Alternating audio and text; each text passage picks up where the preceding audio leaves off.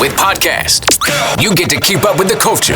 With It's Up There podcast, you get more.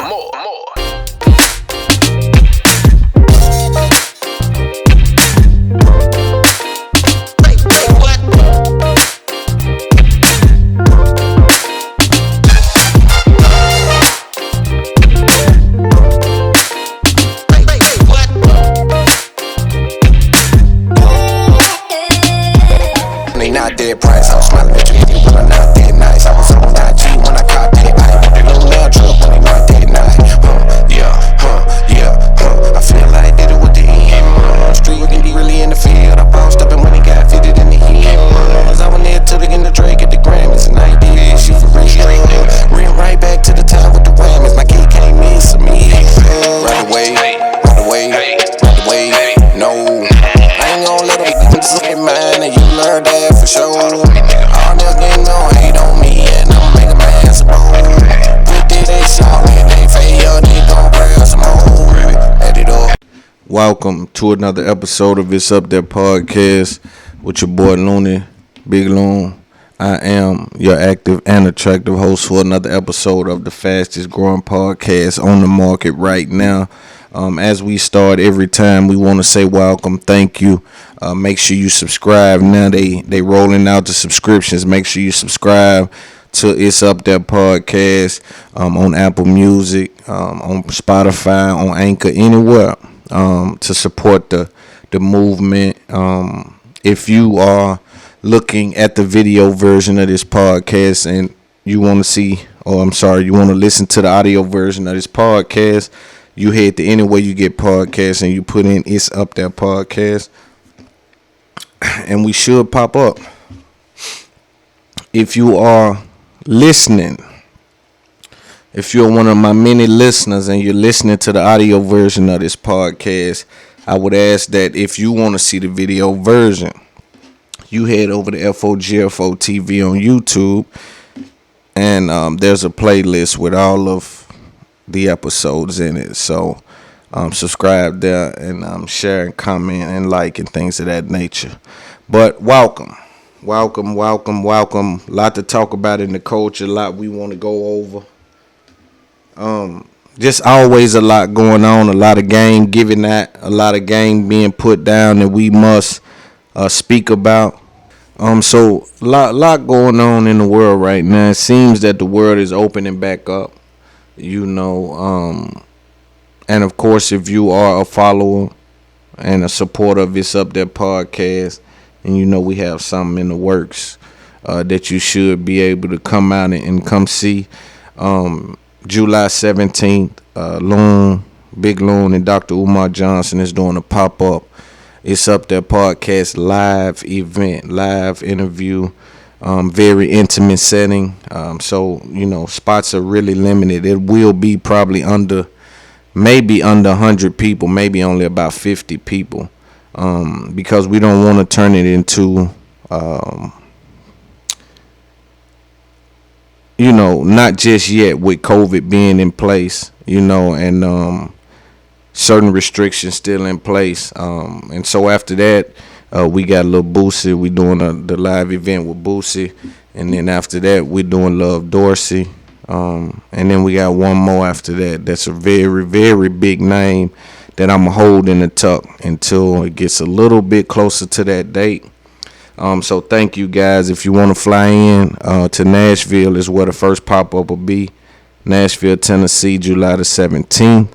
Very important, man. It's gonna be experience like no other. You're gonna get to see us really put game down.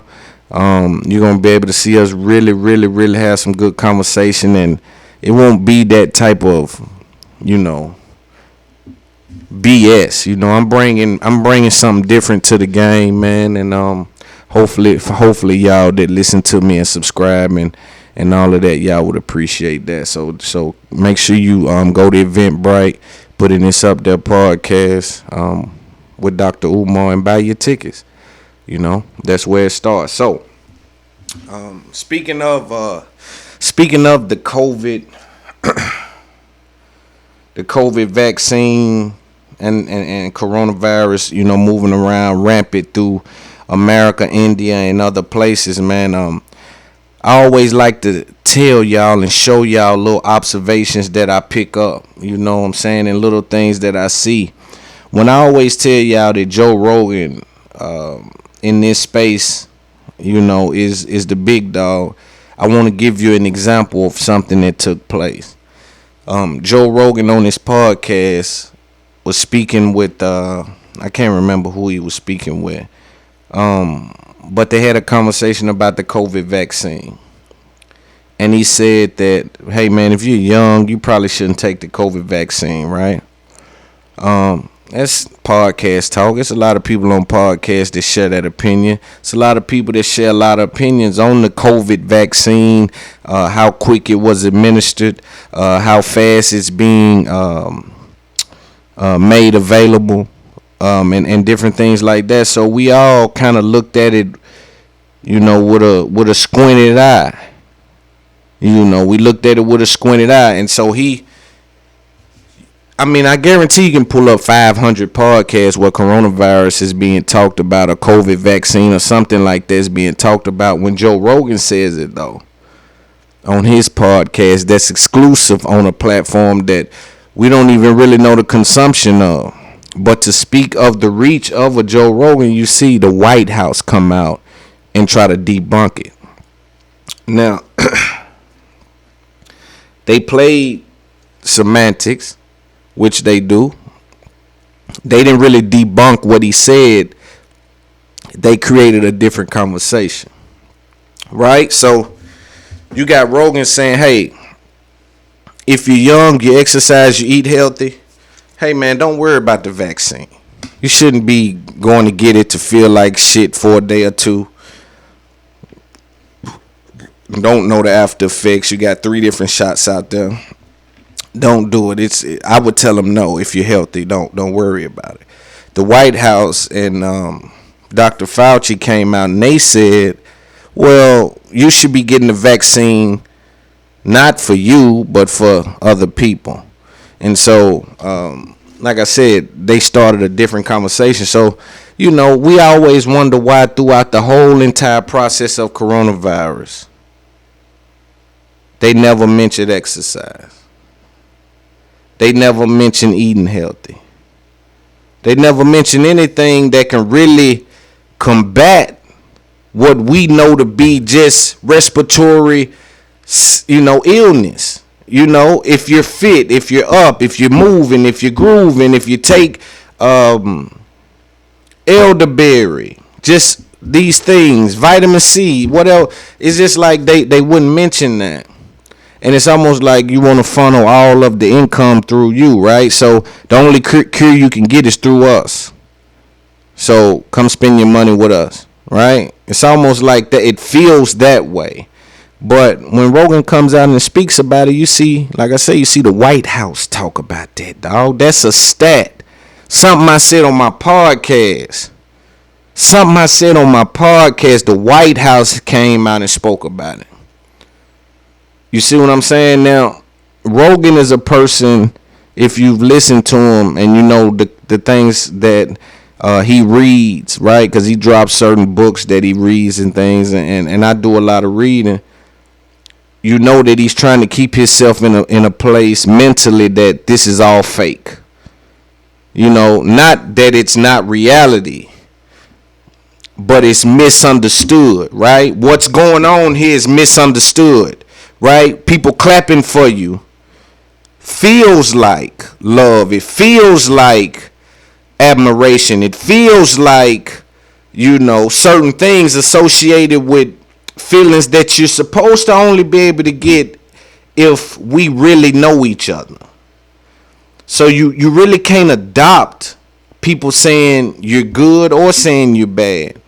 You know, and them 4 agreements, they tell you, hey, man, break those agreements. Break them. You see what I'm saying?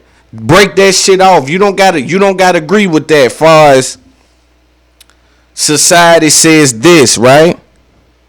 And so in your heart you feel something because you're the only one doing a podcast. You're the only one invested this amount of money in a podcast. You're the only one that's taking the next level of a podcast. And you say, man, am I gambling with the wrong thing? Nobody else sees this.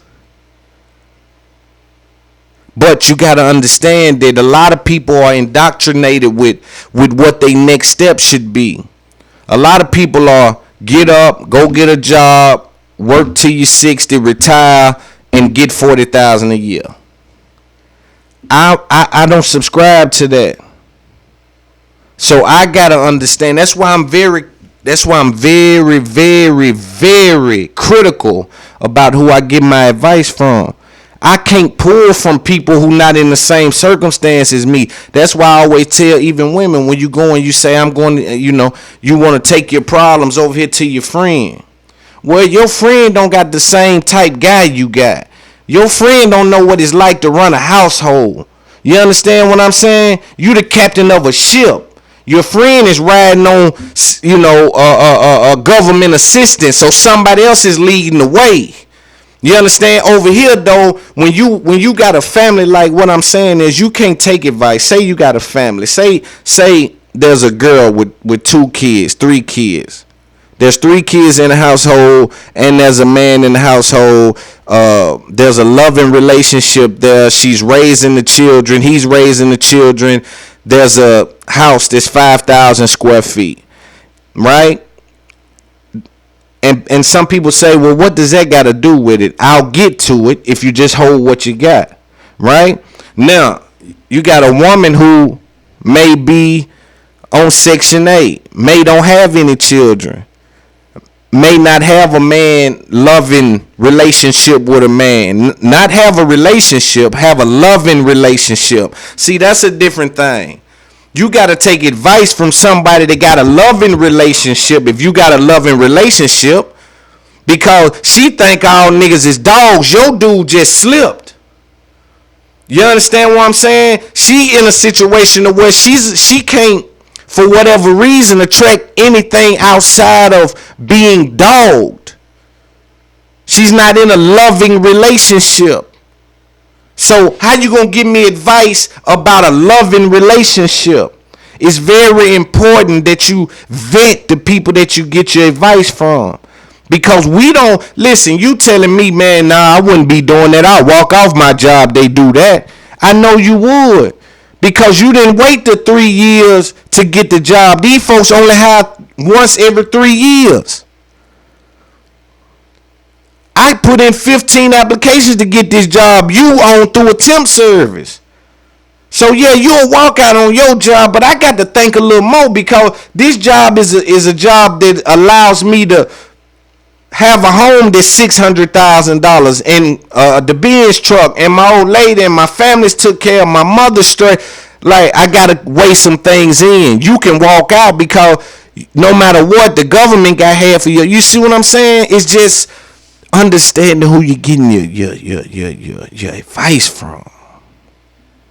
Understanding who you're getting your advice from.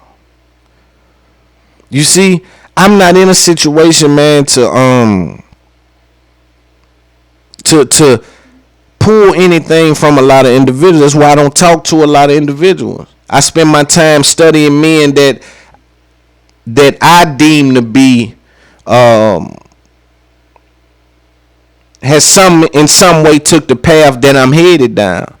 I'd rather consume information, because when I'm talking to a person who don't know what it's like to obsess over your next move, how me and you what we gonna talk about?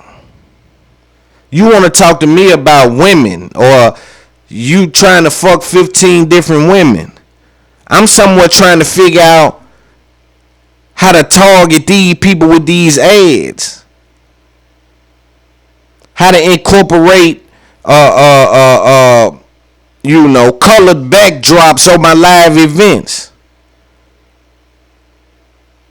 how to market my music and introduce myself as the first real hybrid artist that's parallel being in both genres, podcasting and music. How to be the first from a town that doesn't support to create something that you can't do nothing but support.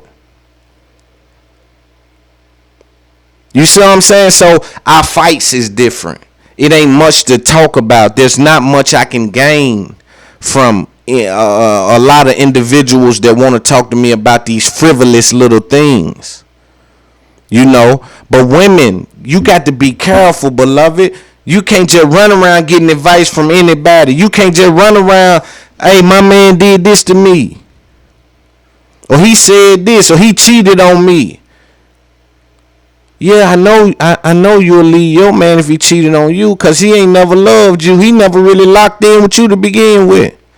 He been cheating from the jump. Y'all don't got no kids. There's nothing at stake here. You don't learn anything from him. He's nothing more than a piece of dick with some money.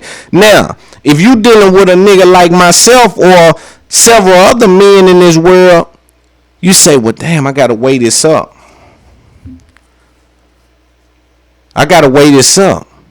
Man, I learned from the dude.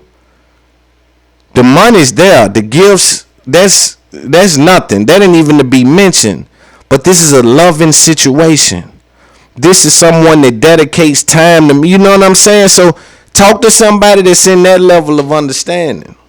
You know what I'm saying? Talk to somebody that's in that level.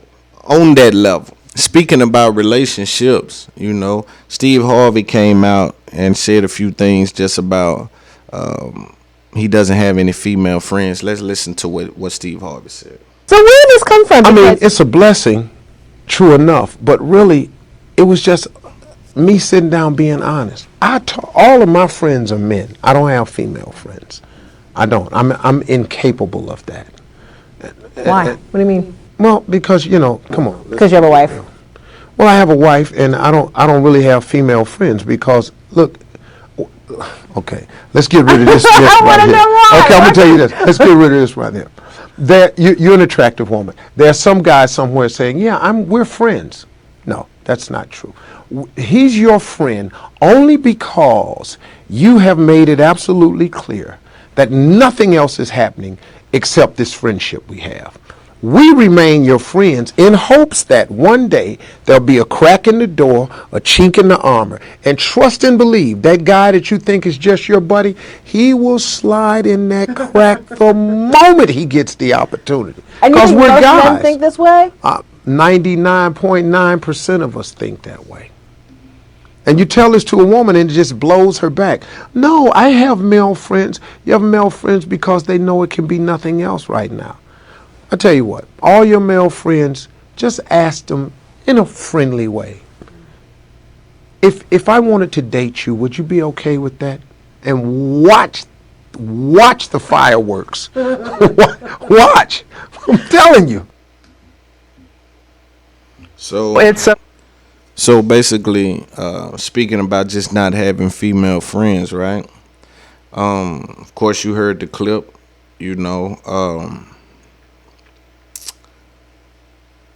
because if I had a bad bitch that was one of my female friend and I wasn't in a relationship or whatever, and she said, let's fuck, would I as a man say, well, nah, we friends now. I can't fuck you now.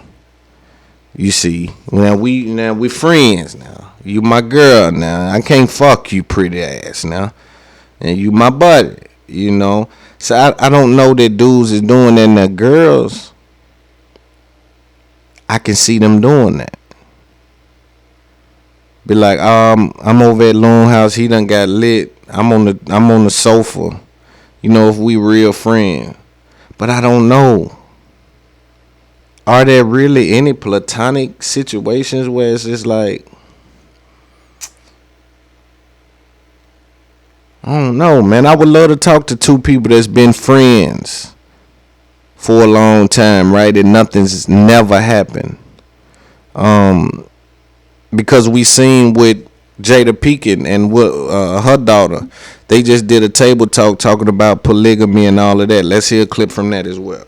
And so that's kind of one of the reasons why I actually was interested in poly, because I was introduced to it through kind of a non-sexual lens. Right, okay. In my friend group, I'm the only polyamorous person, and I have the least sex out of all of my friends. So how did you feel when I told you that I was polyamorous? When you in monogamous relationships, or why marriage why divorces happen is infidelity. Yeah. For somebody like me, it feels like it's really all just centered around I mean, I'll give sex. you an example. Let's say you haven't always been the kind of person that wanted to have sex all the time, but your partner is. Right. Are you going to be the person to say, you know, just because I don't have these needs, you can't have them either? Right. And so that's kind of one of the reasons why I actually was interested in poly, because I was introduced to it through kind of a non-sexual lens. Right. Okay. In my friend group, I'm the only polyamorous person, and I have the least sex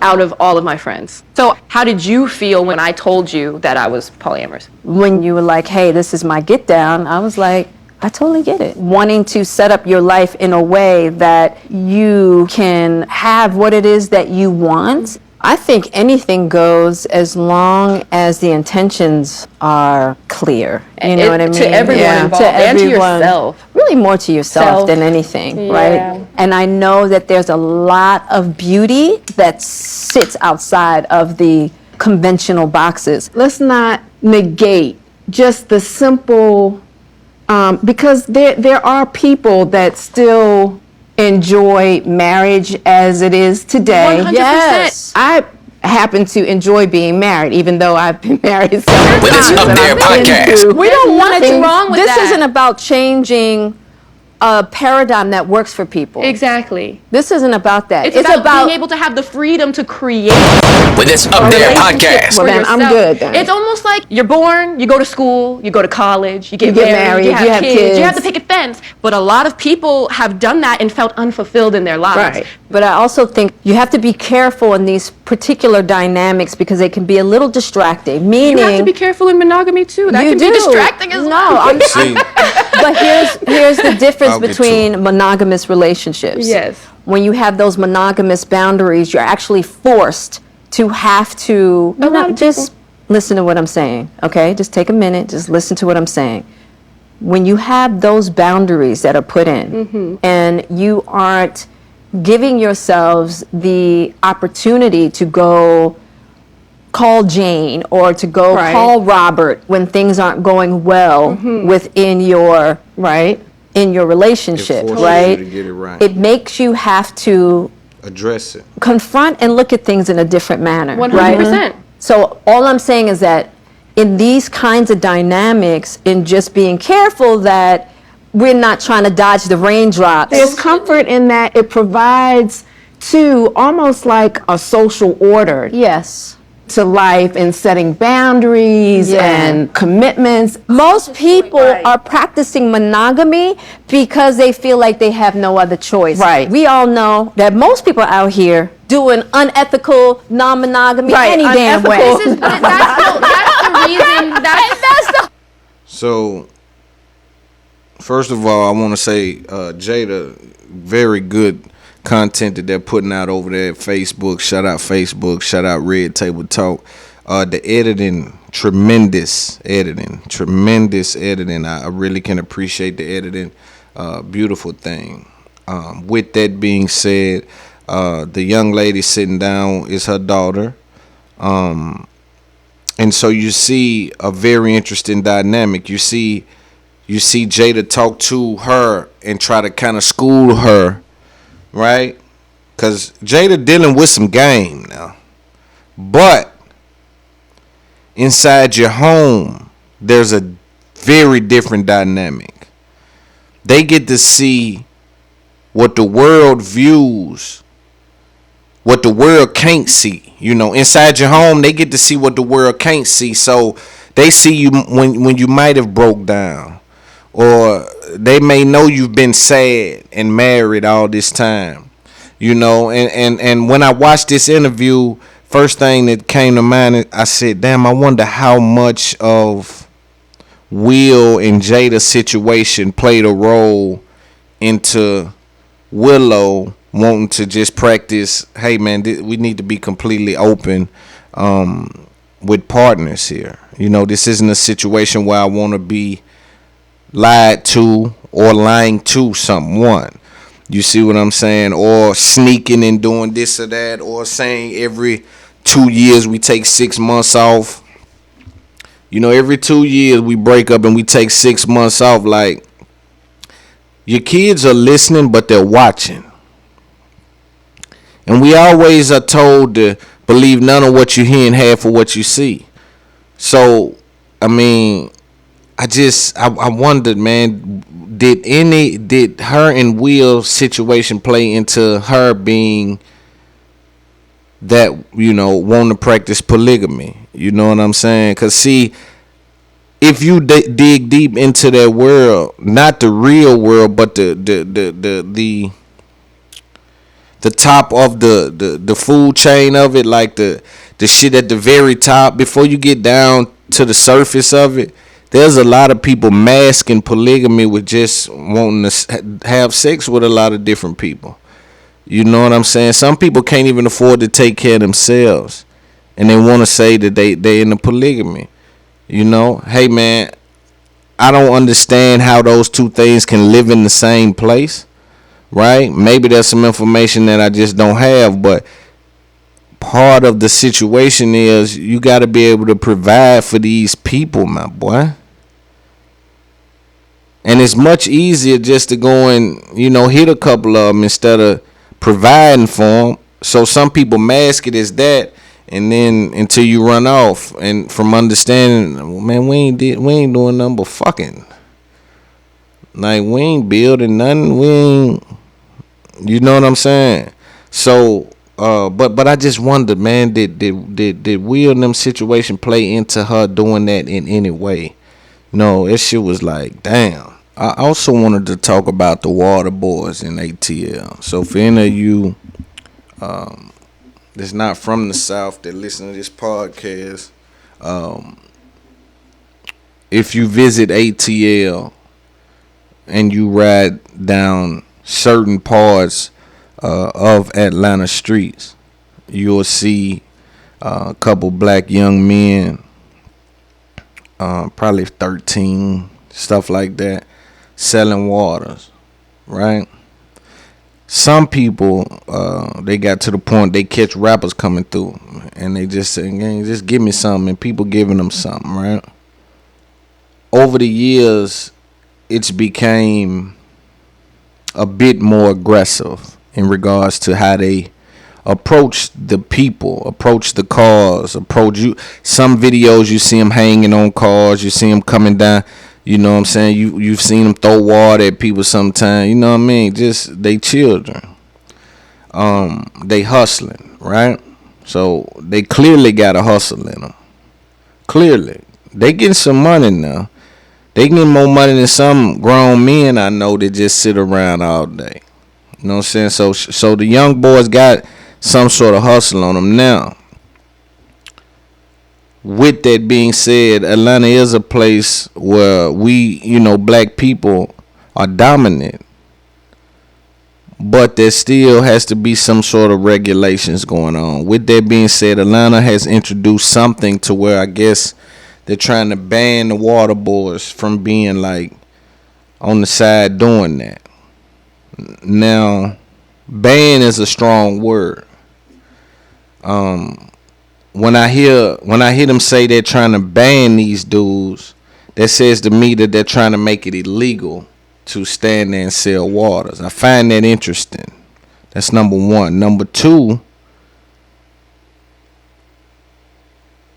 will we put in a situation where they're able to get some sort of permit, where they know that they can no longer hang on cars and stuff like that? Put some sort of guidelines out there to where you will lose your license if X, Y, and Z is you know what I'm saying? Like, are we? Because if you just gonna flat out make it illegal the way you can't sell water on the street, I think that's a bit much. With that being said, this is the time for Atlanta to shine. All the dudes in Atlanta with a bankroll, all the dudes in Atlanta with a sack. Y'all supposed to get them little dudes a building. I don't care if it's a sheet shed somewhere in the hood or something. Y'all supposed to get them little dudes some little mini store right here. Not a storefront, but just something where they got chips, they got cans, they got water, they got, rappers might come through, give them 4-5 of the free bands, t-shirts to sell. You know, rappers come through and just give them merch sometime, let them get off because they hustling. You know what I'm saying? So I think it's an important time for Atlanta to show up. If they do ban that for them young dudes, I think that Atlanta, you know, all the dudes, all the solid dudes, you know, got to come together and probably try to get them dudes a little something that they can work with, a building, and have people pull up over there, man. Y'all pull up on the water boards over there. You know what I'm saying? Support the water boy. You know what I mean? Versus, because, you know, I know grown men that'll be broke and won't go do that. I know grown men that'll be broke and won't go do that. So, man, on certain level, you got to respect that for what it is. That is what it is. Them some little dudes out there getting it.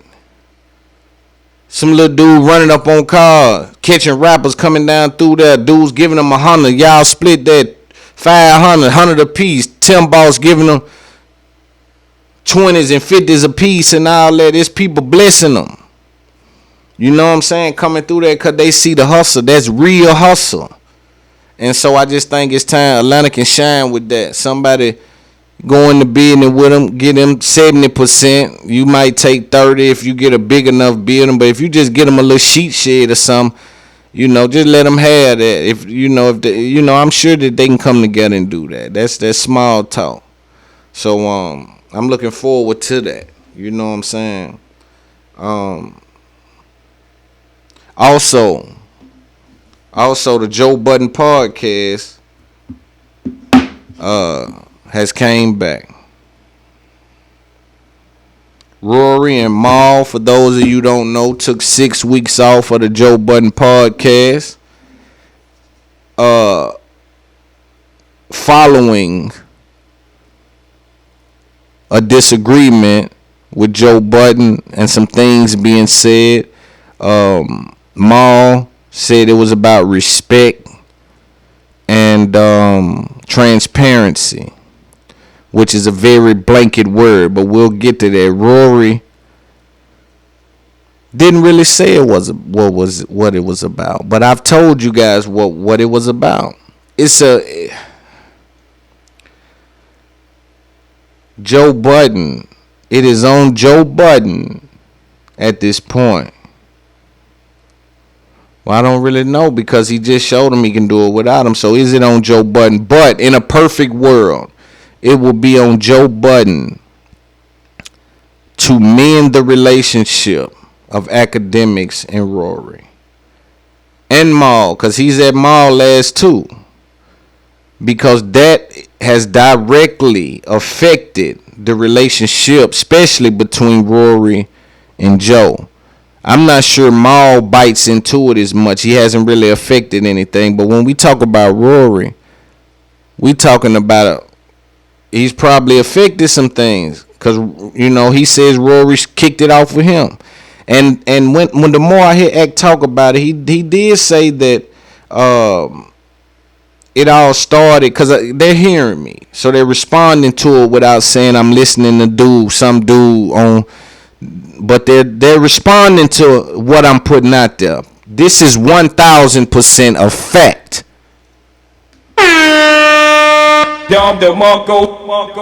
They're responding to what I'm saying. Now, Academics said when the whole complex thing happened, Rory and Mal came into the Joe Budden podcast and was very critical of his business moves.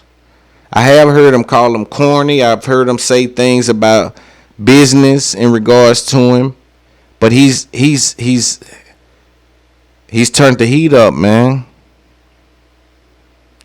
And I think if it was a line drawn in the sand, it wouldn't even affect Rory as much. It's just blurred. It's like, hold on, Joe.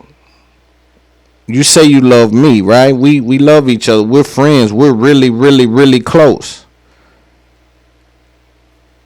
But then you get on live and say you love Academics. I keep telling y'all, Joe has a certain level of respect for Academics because Academics gave him a handoff. Them handoffs I be talking about,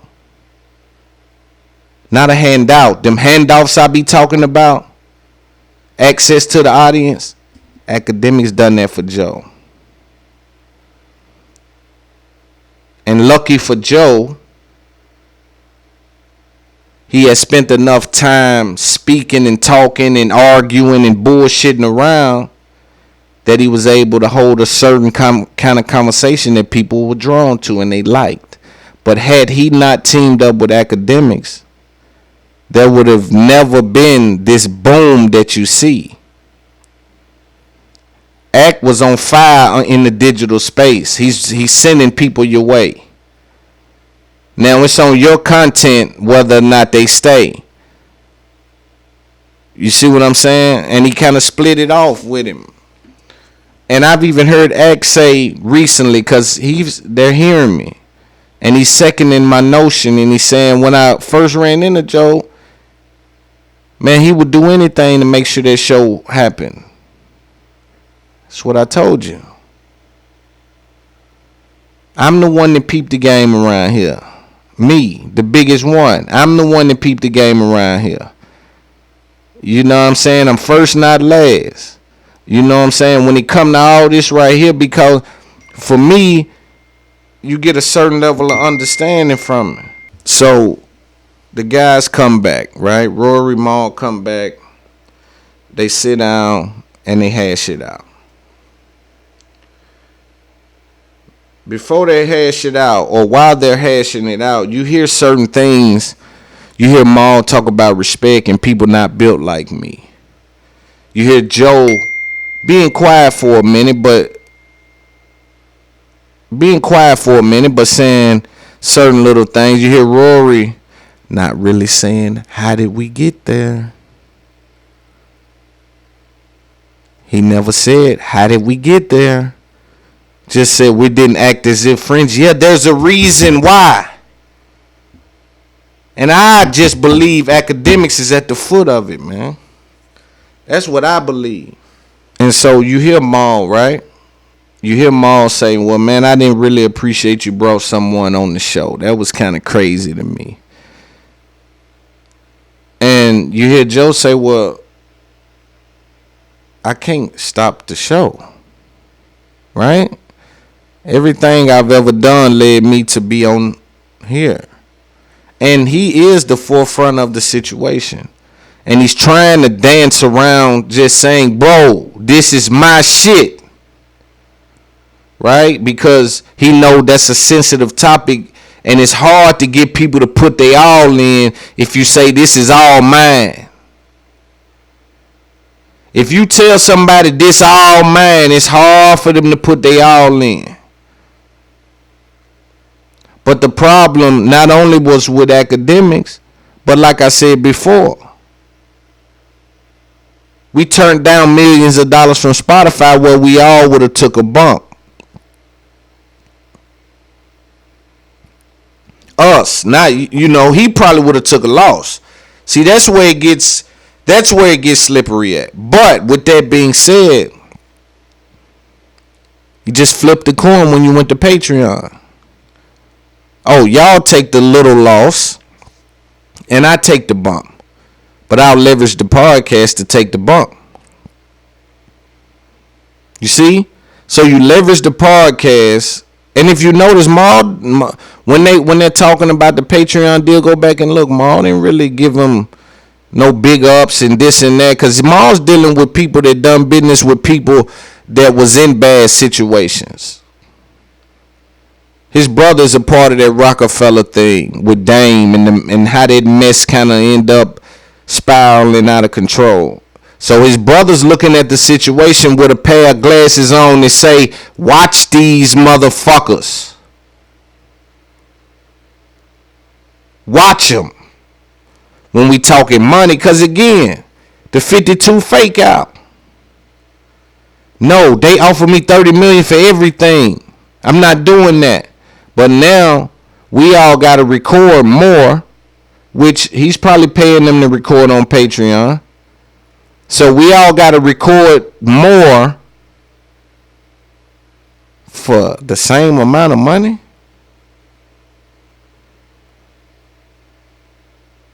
We didn't get a bump. But because the podcast now appears on Patreon, you got a major bump, couple of $1 million, and they gave you a fake name. which that's the corporate game. I can't knock the corporate game. The corporate game is get in there and get your fake name if you ain't got a degree. If you ain't got a degree, make them create you a name and attach some money to it and you win. That's what it is in corporate America. Court is in session. They said, Loon, do you think it was okay that he brought new people on the show? I'm gonna say this too though. Maul and Ice is like Urkel and Stefan. Them niggas like Urkel and Stefan to me. But should Joe Budden had waited? Lost 6 weeks of content, maybe died in the fans' eyes, or shit, he should have put Ish and Ice there. Another thing I said too about when he did put Ish and Ice there though, seriously. That dude Ish was saying, hey listen man, the interesting thing about culture is that certain terminology, certain clothes, certain things stamp a certain time frame. It's almost like a glimpse into that time frame. When you got somebody sitting down that's calling people jokers, if a nigga calls some people jokers, man, he old, man. Man, them jokers was over there, man. I ain't playing with them jokers. That's an old nigga. That's 1960s, 70s slang. You see what I'm saying? You stopped keeping up with shit way back then. You stuck right there with the joker thing. Nonetheless, Maul says he should have scrambled and got it together with them. I don't know, man. I don't know. But you hear him say shit about contracts. You hear Maul say, see, this is the thing why I tell you. This is why you never teach somebody everything. Because then you playing against yourself. I taught y'all about a contract don't mean nothing to me. Now I'm dealing with you telling me a contract don't mean nothing to you. And this is a contract between me and you. So the game I've been putting out is the game that y'all been taking and using it back on me. You know what I'm saying? It's an interesting place to be put in right there. And also, I want to say this about Rory. For Maul to be the one that held Rory down, because I told y'all then, the Rory thing he could have shook off, but Maul holding Rory down was fucked up. And you hear Joe say it. How did you ride with Rory? What was that about? I told you. The Maul thing is what shook him a little bit, like, whoa, shit. Maul's riding with, like, what is that about? You see what I'm saying? For Maul to be the one that rolled for Rory and put Rory in a situation to even have any leverage, the first show back, it looked like Rory was ready to throw Maul under the bus.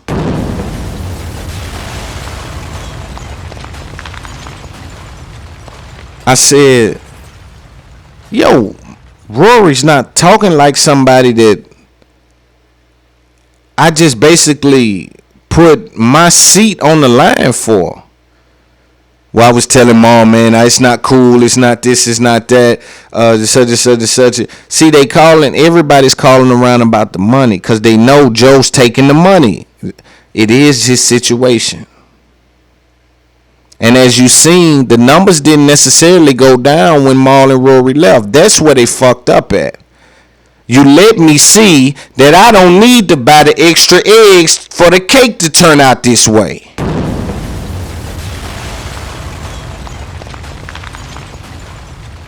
That's why Maul wanted them to stop the show. Because the information that's on the other side of continuing this show could be detrimental to me and Rory. We may not have any leverage if you put two dudes there that say, one that's saying Joker and then the other one that they just, good opinions. But far as just optics, they're at the beginning stage. They look like Joe and them looked on episode 110. You see what I'm saying? They don't have this pawing thing down, but within them 6 weeks, those numbers they didn't go down dramatically. What does that do for the leverage? What does that do for the leverage? Ask yourself. And you know what? Like I told y'all, I went to look back at some Joe Budden podcast episodes just to be like, man, what? Let's see what kind of vibe they was on back then. And it was episode 141. And it just so happened to be the one after he left Complex. You know, and it's interesting to see where he is now and where he was then. Because he was talking about lost leaders. He was talking about the suits handled it wrong. Just all kind of shit, man. Talking about ripping up contracts and they didn't do the right thing and there was money involved. And when him and what was interesting is right after that, Rory and them come back. Rory hit him with the Complex angle. I said, man, but didn't you leave Complex?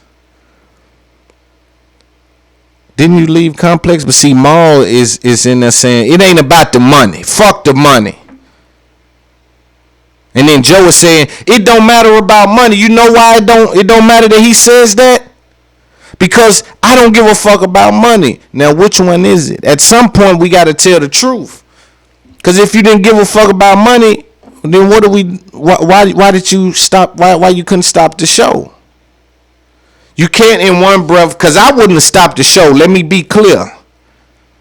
But you can't in one breath say, I don't care about money, but I can't stop the show because I had to scramble to keep together a multi-million-dollar outfit. Yeah, I care about money. I'm sorry. Do with that what you may. I care about money. It matters none what you think about that. Money is an instrument. I need money, dog. I don't run around with this I don't care about money shit. It sound good on tape, but that's how you end up broke. So I don't want the youngsters to adopt this. I don't care about money, son. No, we care about the money. Let's talk about the money.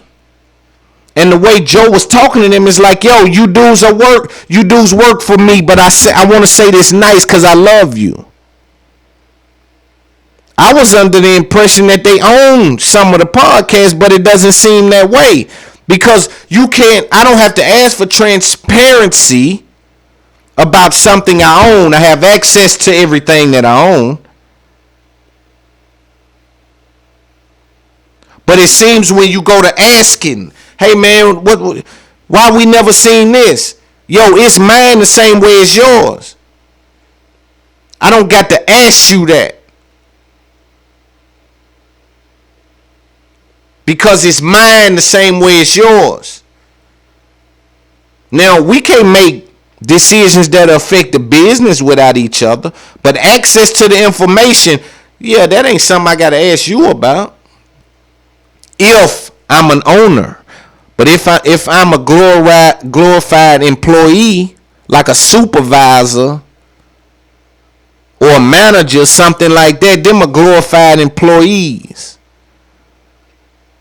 So you just get a little bump in the money, but access to the information is based on how much I need you to know to perform your job type vibe.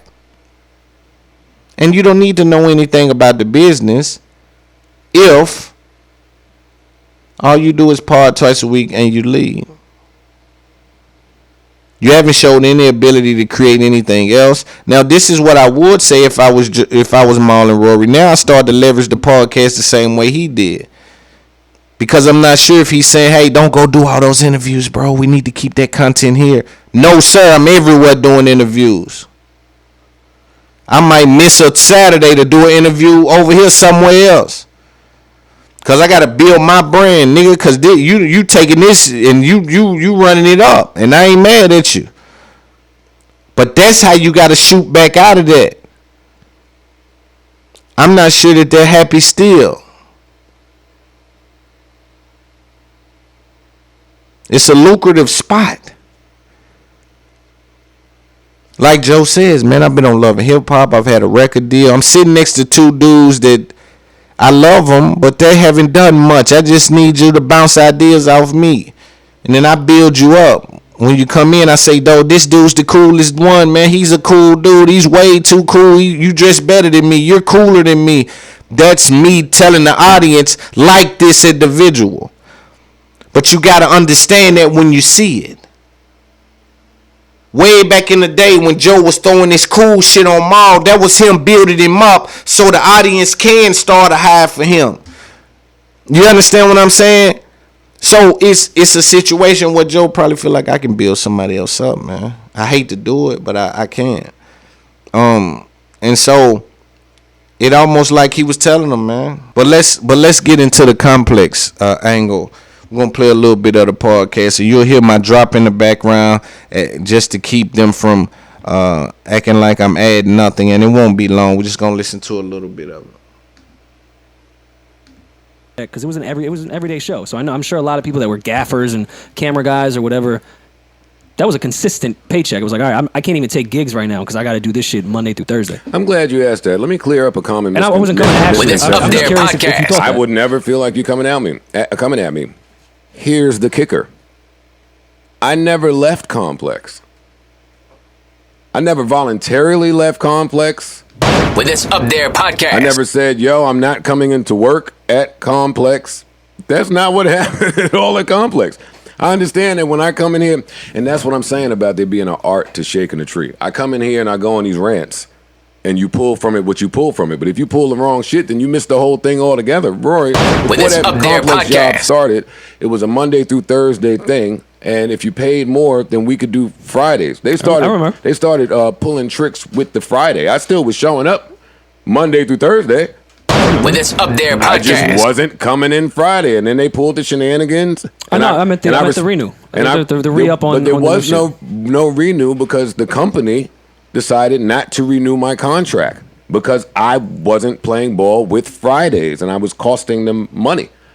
I could never feel like the way you're saying because I'm aware that the show must go on. Even if you created it. Boy, talk about a hard pill to swallow there. The show goes on even if you created it. Now, this is where, if you remember what happened with Joe Budden, and see, this is where you got to be paying attention.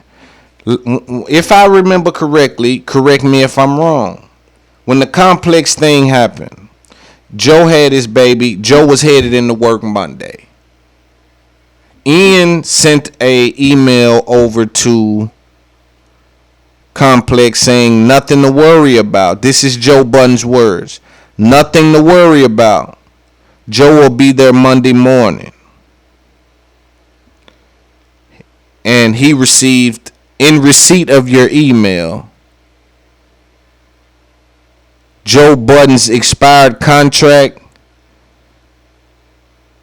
is now not in effect. If he does come to work, he will be coming for this amount. And Joe's exact words was, "Tell me how do I come to work after they say that?" All right.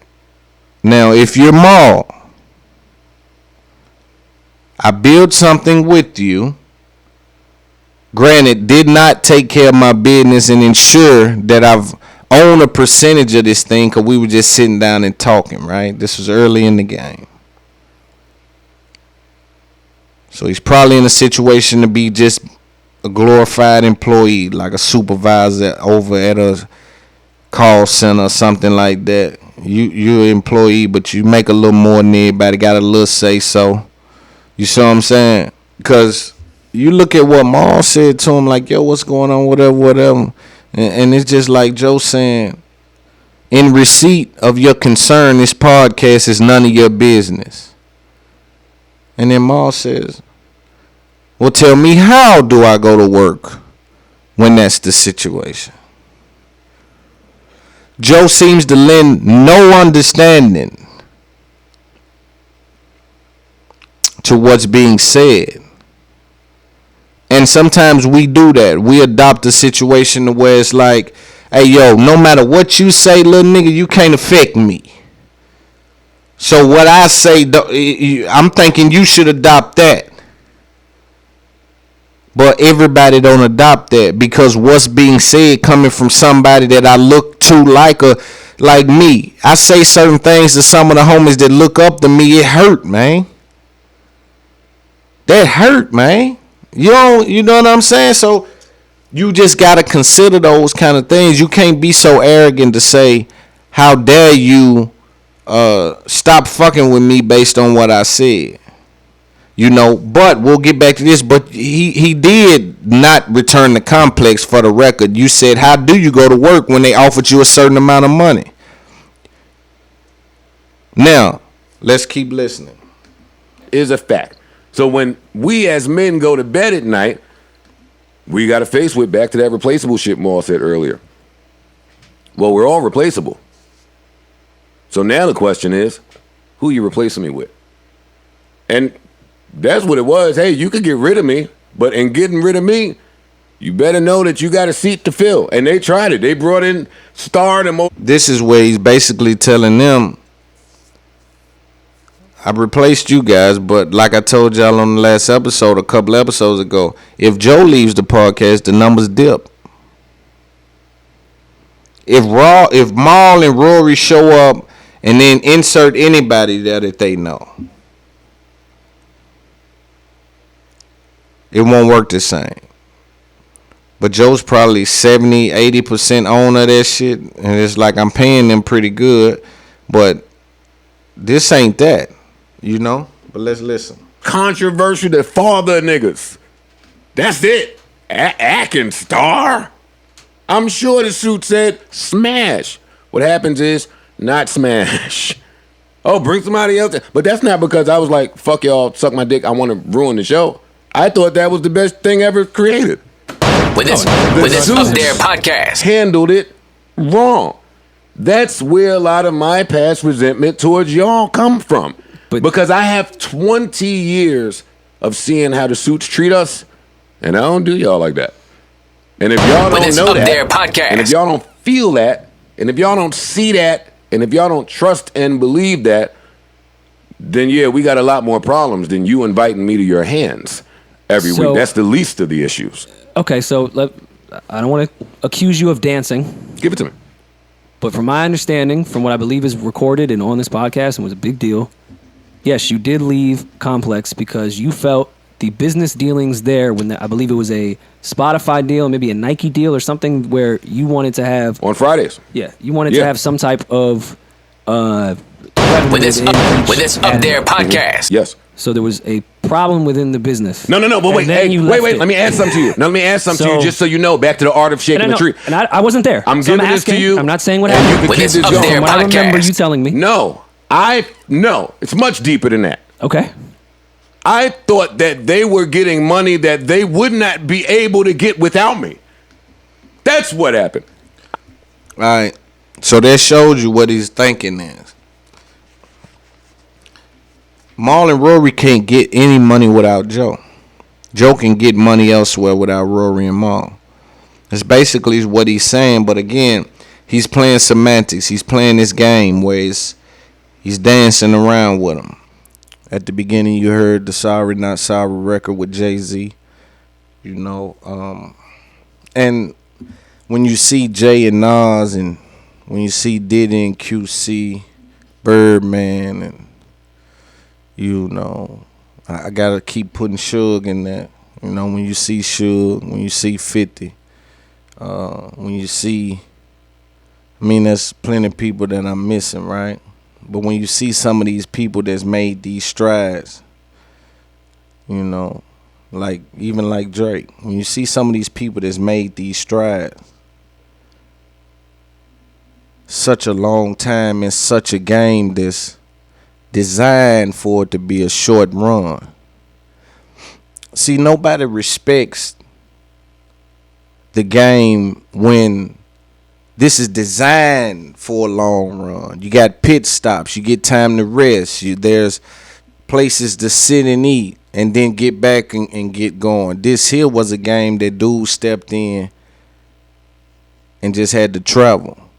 And so I have a different level of respect for certain things because I'm traveling down a road that no one has traveled. It ain't even a road. it looked like woods, but some telling me there's something on the other side, right?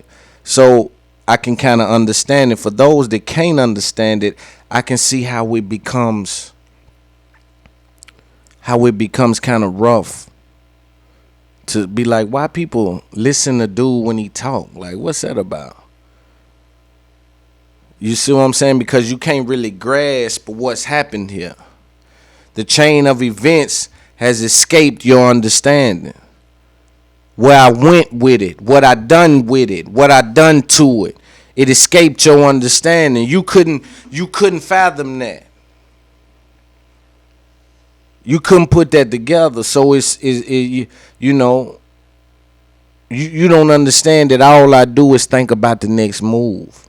And I don't say that because it's cute to say on a podcast. All I do is think about what I'm going to do next. How I'm going to make sure that it incorporates everything that I've done, and also how it's need to be attached to some money. Conversations are little to none for me at this point in my life. I'm in Bluetooth mode. I'm in discovery mode. I'm taking it in. I'm looking around. I'm digesting the situation. I'm looking and seeing what can happen, what can go wrong, what can go right, what's the next 3 steps, what's their next 3 steps, how does mine beat theirs, how does theirs beat mine, how do I improve, what am I doing wrong, how much more do I need to do, how less, you see what I'm saying? So it's just a dude take himself and he head somewhere with that, man. And when I see them dudes like Jay and Nas, and especially to still even be rapping, then I see even did it, like I said on the other side, so many niggas that's just like, oh, we shaking it up. We shaking it up. Charlemagne. You know, we just shaking it up. We just doing what, you see what I'm saying? The game is what the game is. And unfortunately, no one can escape the rules. You understand me? And you can't cheat it. I wanted it early. But when I look back at it, I say everybody that got it early, they leave getting hated. It's something about the human nature that if you get fame early, now there's some anomalies, right? There's some things outside of what the normal is, but on a high level, if you were born into fame, a lot of times you leave with issues. Now, some people can argue, well, LOON, that's mismanaging the situation. Someone's mismanaging that. I don't know, because I haven't dealt with it. Knowing is participation. You know, so I really haven't, navigated with that level of fame to even understand. But I do understand the environment, and the atmosphere lends itself to the understanding of the child, regardless of what you're trying to put forth. And so to get into the show, man, today we got a lot to talk about. Dr. Umar returned to the Breakfast Club. I'll play a little of that, and we'll get into a little bit of that. Don't do that. Mm-hmm. When we wake up, the first thing we think about is what can I buy to make myself look more important than other black people. Mm-hmm. You see, so our whole orientation towards life is different from other groups as a result of slavery. What would you say to people in Atlanta who be like, well, we are a black city? Okay, but if you look closely at the statistics in Atlanta, mm-hmm. and I just came back from Atlanta and I'll be there again for Juneteenth, and shout out to South Fulton Councilman Mark Baker, who brought me down to speak at the Unity Day last weekend. When you look at the statistics, though, in Atlanta, when you look at the homelessness, and when you look at the high school completion rate for black boys, and when you look at the property ownership, mm-hmm. I do not see this black Mecca propaganda proof that people are talking about. Mm-hmm. Don't get me wrong. Atlanta is progressive and it is doing better than a lot of other cities for black people, but I'm still seeing those same core issues that five-headed demon or that five-headed dragon has brought to the black community. When I talk about the five-headed dragon, I'm talking about the miseducation, the economic castration, the mass incarceration, the gentrification, and the access to wealth. Atlanta still has all those problems, and the numbers are not low, not to mention the extremely high black male HIV/AIDS rate, which in Atlanta is higher than it is for many second and third world nations around the world. Wow. Do you think the pandemic truly exposed the issues of public schools in the black and brown communities? I think the pandemic exposed how disorganized black people are. I think the pandemic exposed. I think it was a good question for you to be in a position to about to have a school. How would have handled the pandemic? You know, in regards to teaching, what would have been your outcome? Now, it's a good time for me to mention, me and Dr. Umar, July 17th, has a live pop-up interview in Nashville, Tennessee. Tickets are on sale at eventbrite.com. It's a very, very limited seating. Dr. Umar will be available to speak with anyone, to sign books, and to allow his people time to come and talk to him. But in regards to inside the building, you will need a ticket. And those tickets are very low.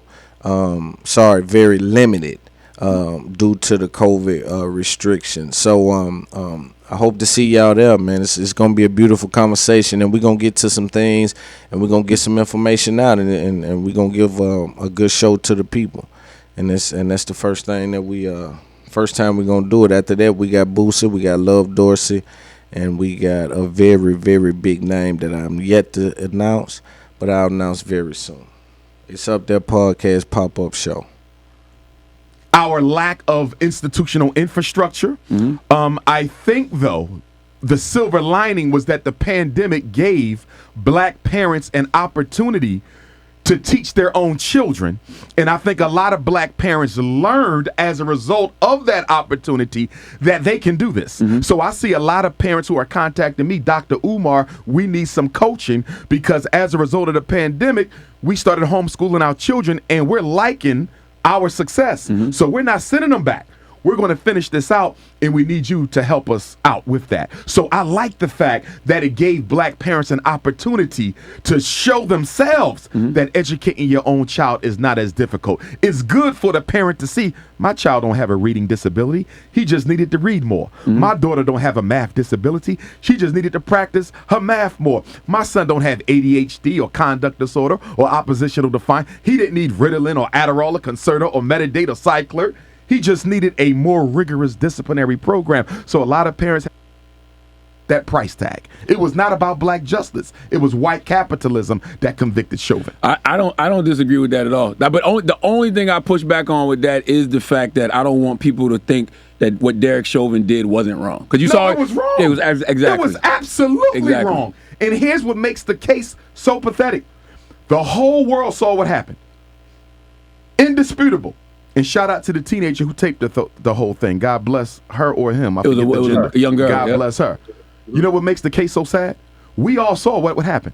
And yet everybody still was on pins and needles. That's right. To see if he would be held accountable. That's right. And then you heard the judge tell him and his attorney that because of the comments that Queen Mother Representative Maxine Waters made, you may have grounds to appeal the case. Well, first of all, he can appeal the case anyway. But why did the judge have to remind him that you have the opportunity here to appeal the case? And because he doesn't have a record, under Minnesota law, Derek Chauvin could do as little as 12 and a half years and be home to enjoy the rest of his life. But here's a point I want you gentlemen to recognize. Live streaming can be tricky, and sometimes trying to find the right software. I want to go to President Biden. President Biden, your first day of office, you signed an executive order to protect the life and safety of transgenders. I have no problem with that. But you did it on your first day.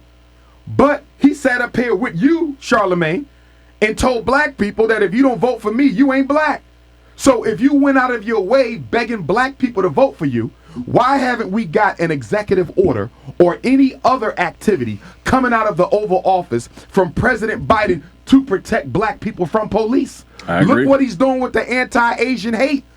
President Joe Biden signed an executive order that is exclusive to Asian Americans and Pacific Islanders. I don't have a problem with that. But if you can protect the Asian American and Pacific Islander from violence, why can't you do the same thing for black people? They've been dealing with violence for 1 year as a result of COVID. That's what it's called, the COVID-19 Hate Crimes Bill, to protect Asians as a result of discriminatory treatment that they've been dealing with for how long? 1 year. Black people have been catching hell for 400 years, and we have yet to get an executive order from Joe Biden to protect us from the police. And also, Charlemagne and Envy, to further highlight the racism of American government, the transgender executive order is not for people of color. It is not for minorities. It is not for disadvantaged communities. Guess who it's for? Transgender. The anti-Asian Pacific Islander hate executive order against hate is not for people of color. It's not for minorities. It's not for disadvantaged Americans. It is exclusively and only for Asian Americans and Pacific Islanders. Why am I bringing that up? Because when Barack Obama was in office, all these Negroes running around screaming for Obama, I still don't know why, was said that Barack Obama can't do nothing specifically for black people because this is America. And when we got the Civil Rights Bill in 64 and the Voting Rights Act in 65, they included two words at the end of that. One was gender and the other was sexual orientation. So the Civil Rights Bill did not only apply to blacks, it applied to everybody. So if you have to make laws for all Americans, Charlemagne and Envy, how do you explain the fact that the Asian Americans got a law just for them? Yesterday, the United States Senate, in historic precedence, passed the anti-Asian hate crimes bill at a vote of 96-1. Now, to give you an idea of what that means, the Senate, they don't agree on nothing. The Democrats and Republicans, they filibuster each other to death. But yesterday they didn't. 96, only one person voted against the anti-Asian hate crimes bill. So can I ask you a question? If the Senate was able to pass the anti-Asian hate crimes bill, Charlemagne and Envy, 96-1 with almost no opposition, why is it that the Emmett Till lynching bill still has not been approved? Why is it that there have been over 200 different anti-lynching bills introduced in the U.S. Congress? 200! And not one of them has been approved by the U.S. Congress yet. But the first ever Asian bill goes through on the first try. Look at the racism. Look at the discrimination. Look at the bias. Look at the inequity there. And why are they catering to the Asians? You know why? Because the amount of white people in this country is shrinking. That's right. And whenever the amount of white people in America shrinks, America looks to find other white groups or other minority groups that they can build an alliance with to protect their power and their interests. Who better than the Asians? They're just as conservative politically as many middle-class white Americans. They are just as economically comfortable as many middle-class white Americans. They don't like black people just as much as many middle-class white Americans. Not to mention that this can go a long way towards building relationships with Asian countries on the continent of Asia that America can't afford to build an alliance with Russia. Let us be clear about something. The continent of Asia is a big problem for the U.S. government. You got three power nations on that continent. You got Russia, that America can't stand. You got China, that America can't control. And you got India, which is one of the fastest growing populations, and it is quickly becoming the IT giant of the world. Kamala Harris is not the vice president by accident. Kamala Harris is the vice president on purpose because America needed to send the nation of India an olive branch to improve their relations because America can't afford for India to get tight with China or Russia. This is politics. And they're going to use the Asians, okay, as probationary whites.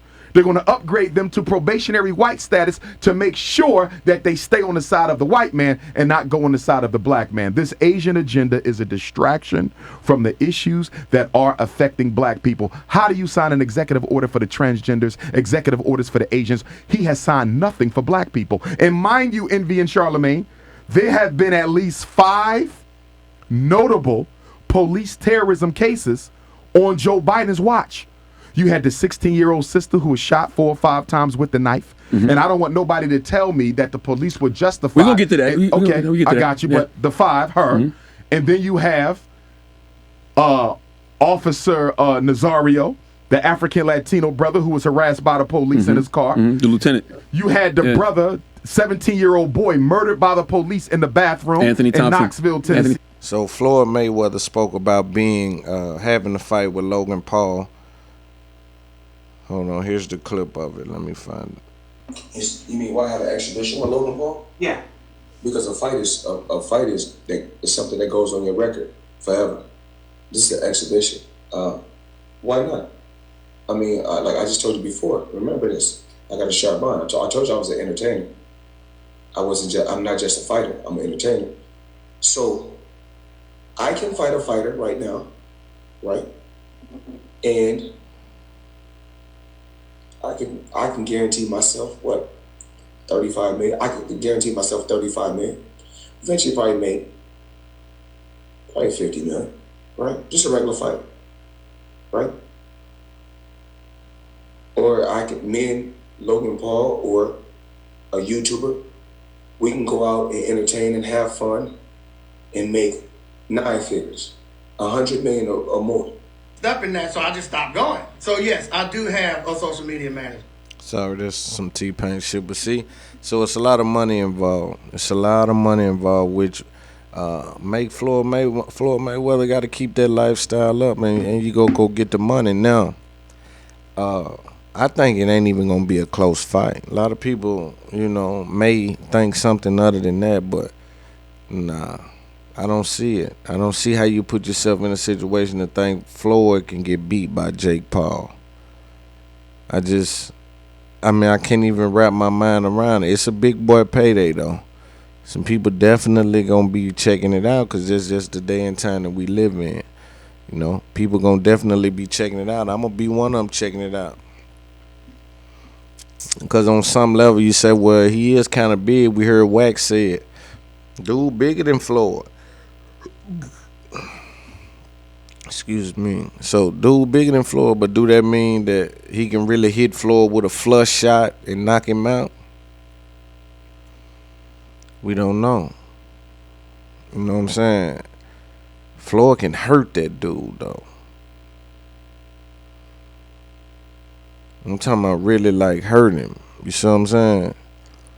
And dude got an unorthodox, he not no real boxer, so he ain't got no type real style.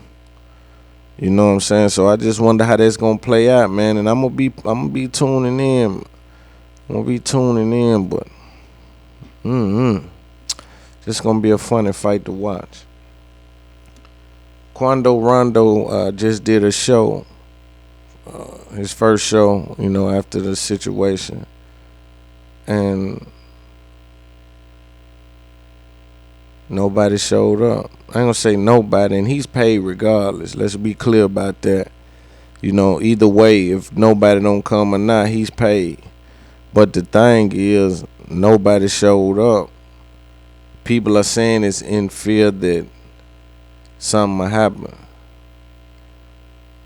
He had a lot of niggas up there with him.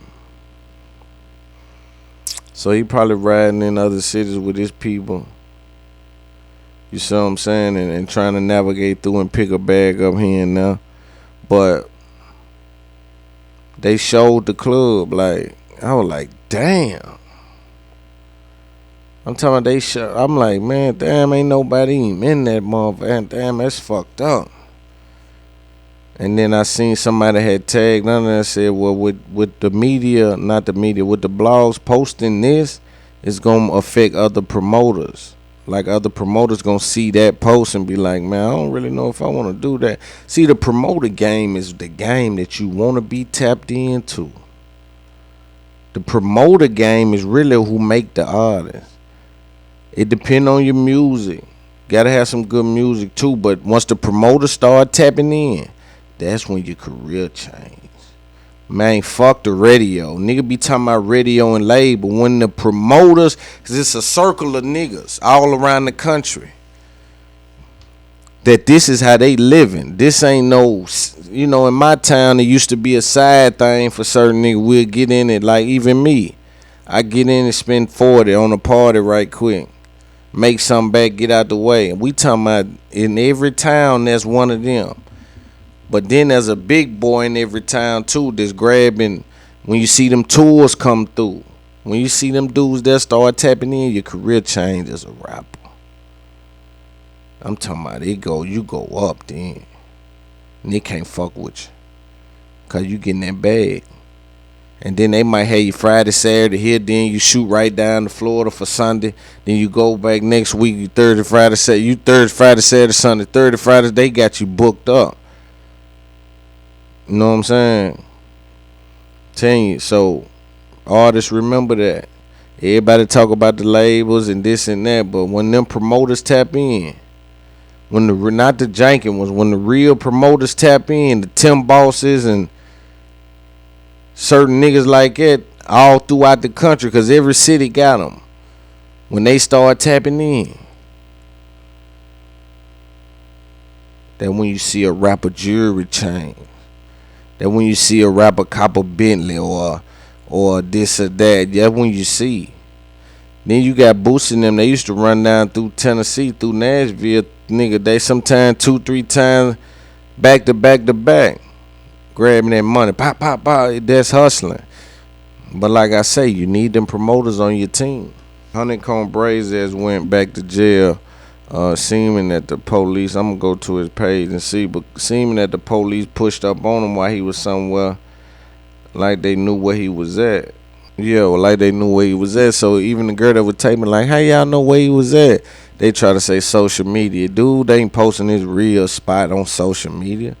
Y'all must following a nigga some kind of high. That's why I try to tell y'all, everybody kiki kakan about them little Apple things, them little bitty things. They gonna start dropping them off, man. Niggas gonna have them in they car glued up to they ain't even gonna know. Shit like it, it's already happening, man. People trying to figure out where that money at, where you going at night. Like, where you really going. You know what I'm saying? It's a different type of game, because, like, they push up on Honeycomb and get him. Then they play him like they want to shoot him. They play him like they think he dangerous. Put your hands up there. You know how they do. But they look like they want to shoot. They had the dog out there. It's a bunch of them. Look like they want to shoot. But he get on the ground, then they run up, put him in handcuffs, stand him up. You know what I'm saying? And then they tell me how y'all just pull up right here though. I keep telling motherfuckers, pay attention, man. I'm not playing with nobody about nothing. I'm talking about, man, I love everybody. But the less you know, the less you can affect. You know what I'm saying? I gotta adopt certain principles to stay where I am, just not only safe but financially. I gotta adopt certain habits to stay where I am, not only safely but financially. I gotta put myself in a position not to never ever compromise being the anchor of this thing that you see that you understand me? I'm the anchor of this thing. You know what I'm saying? And I hear people sometimes say, man,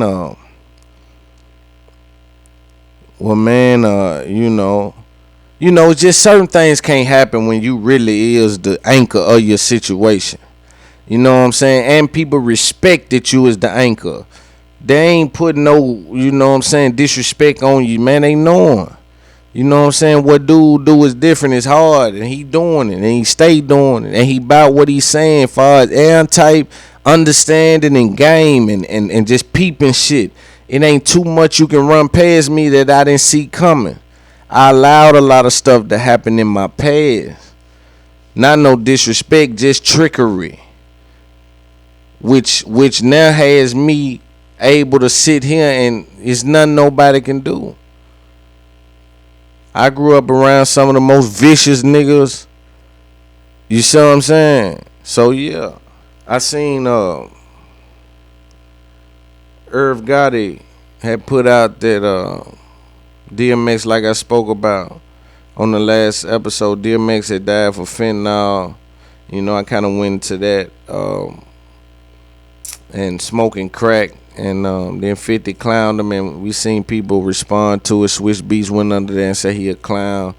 Jadakiss called him a wing, certain things like that. So these people wasn't feeling the fact that, what are you talking about and why? See, that's what I say about you. You know what I'm saying? Sometimes you never know what, you know. It's a funny life, man. Life is funny. Life is not just for you to look at and say, man, everybody gonna keep it real and this and that. You really can't expect much from these human beings, man. You really gotta expect the least of from these human beings, man. I mean, it's interesting in when you put too much into one of these human beings, man. It just don't never turn out right. These folk, they go the other way with it. But, you know, 50 Cent put that out and Irv Gotti came back. Let me see if I can find and read to y'all what he said.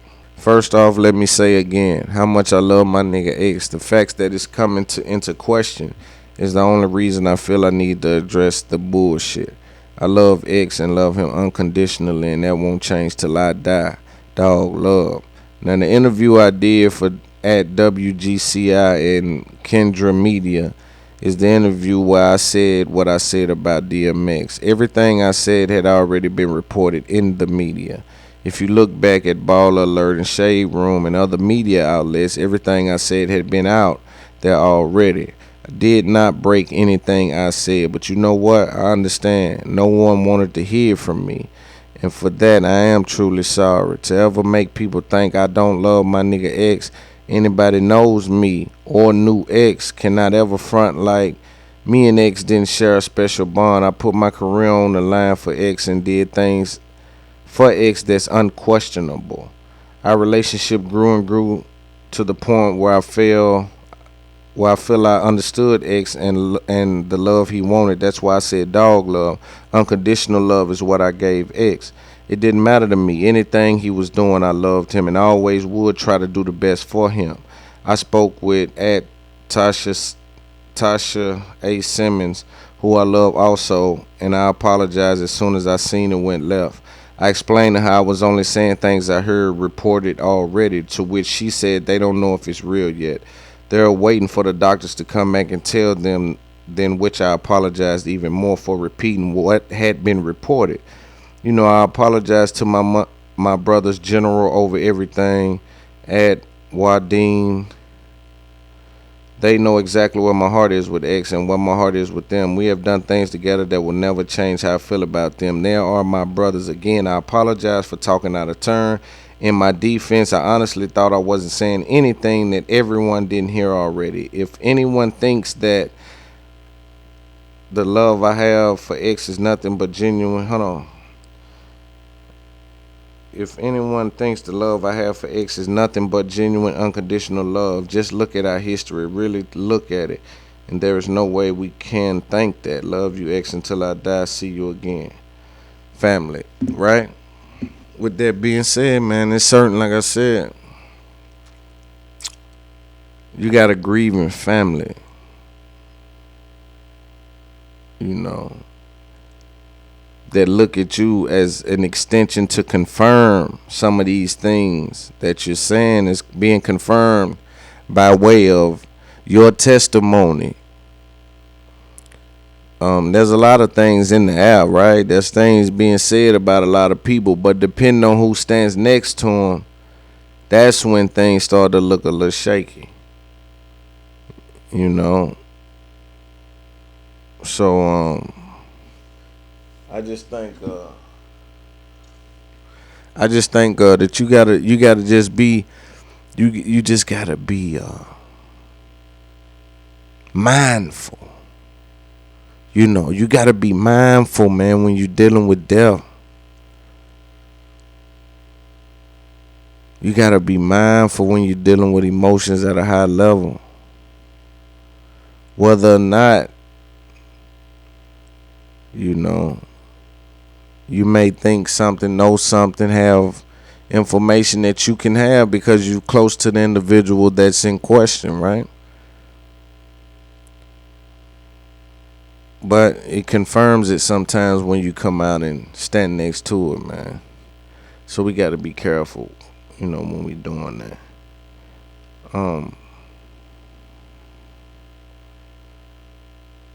But I think the Floyd and Jake Paul thing gonna make some money, man. I think it'll make a whole bunch of money, which is what they're there for, which is what they're there to do. So I think it's a beautiful situation. I'm gonna watch it, and if you listen to the end of this, I appreciate you, man, and make sure you subscribe to my podcast on every outlet, man. They got now where you can subscribe and support us that way. Make sure you get your tickets for LOON and Dr. Umar pop-up podcast in Nashville, Tennessee. Tickets are on sale at eventbrite.com.